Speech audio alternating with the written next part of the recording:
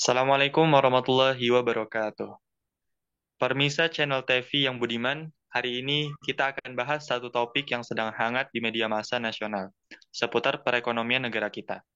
Kita bahas dalam pandangan Islam tentang 5 negara investor terbesar di Indonesia. Telah hadir bersama kita pakar ekonomi Islam, spesialis dakwah ekonomi, Bung Yuwana Triutomo. Kita sapa dulu Bung Yuwana. Assalamualaikum Bung, bagaimana kabar Anda Bung? Waalaikumsalam warahmatullah. Alhamdulillah Bung Hanif sehat, harus sehat. Alhamdulillah. Baik, Bung Yuwana. Ini ada berita menarik tentang 5 negara investor terbesar di Indonesia. Bagaimana tanggapan Anda, Bung? Baik, terima kasih ya Bung Hanif. Memang beberapa hari ini ada berita terkait dengan negara investor di Indonesia, 5 negara investor terbesar di Indonesia, dan itu bukan Cina itu, eh, bukan juga Amerika. Nah, kalau kita baca berita-berita 5 negara investor terbesar di Indonesia itu, urutan pertama ada di Singapura. Singapura itu dia investasi ke Indonesia 3,4 miliar dolar. Kemudian ada Tiongkok, Hong Kong, Jepang, dan Malaysia. Nah, pemirsa channel TV yang berbahagia, negara manapun itu yang investasi ke Indonesia, yang pasti sejarah masuknya modal investasi asing ke Indonesia ini sebenarnya sudah sejak lama, sejak era kolonial ya. Presiden Soeharto mengukuhkan melalui Undang-Undang Penanaman Modal Asing nomor 1 tahun 1967 dengan alasan untuk memutar roda perekonomian negara. Saat itulah kemudian masuk perusahaan Freeport ya yang menjalankan konsesi penambangan di Papua yang fenomenal sampai sekarang ini. Kemudian disusul perusahaan-perusahaan tambang yang lain dan beberapa perusahaan manufaktur dari berbagai negara. Jadi eh, kalau kita baca data dari BPS, Badan Pusat Statistik, itu banyak sekali negara-negara yang investasi ke Indonesia dari Amerika, dari Asia, dari Afrika itu ada data-datanya, besarannya juga ada per tahun, proyeknya apa saja juga ada. Itu tapi yang paling penting yang perlu kita lihat penanaman modal asing terhadap pembangunan bagi Indonesia termasuk negara berkembang yang katanya masuk mulai menjadi upper middle income country ini itu yang pasti itu dana eksternal ya modal asing kalau tidak dimanfaatkan sebesar-besar untuk pertumbuhan ekonomi ya nanti kembalikannya akan sulit seperti selama ini yang terjadi.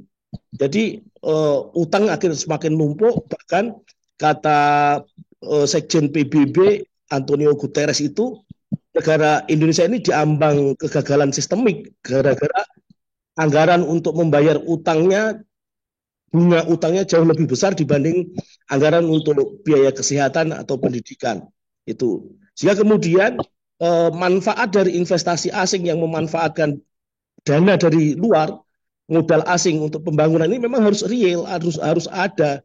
Sekalipun dalam pandangan Islam ini bisa membahayakan betul karena ketergantungan negara kepada pihak asing. Harusnya mandiri dengan mengelola sumber daya alam yang ada dengan apa dengan mengembalikan sumber daya alam sebagai kepemilikan umum itu harusnya negara ini membangun bisa mandiri tanpa utang tanpa pajak kalau sumber daya alam ekonomi sumber daya alam yang ada di Nusantara ini betul-betul menjadi dikuasai negara dan digunakan sebesar-besar kemakmuran rakyat. Artinya apa? Konsensi yang diserahkan pada pengembang-pengembang itu harusnya rekontrak lagi, harus dikontrak lagi. Mereka bukan memiliki, apalagi mengeksploitasi sampai mengeksplorasi dan begitu liarnya, tapi mereka bekerja kepada negara untuk membantu negara mewujudkan hasil dari pengelolaan sumber daya alam tadi dengan sebaik-baiknya sehingga kemudian digunakan untuk sebesar-besar kemakmuran rakyat itu. Jadi ini betul-betul apa pengaruh investasi asing itu sangat negatif bagi kemandirian negara ekonomi negara kita ya.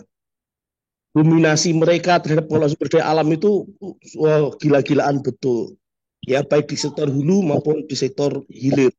Kalau kita ingin maju ya, maka maju bukan karena keinginan Barat atau keinginan Cina, keinginan negara di luar, tapi maju karena kemandirian kita yang kuat.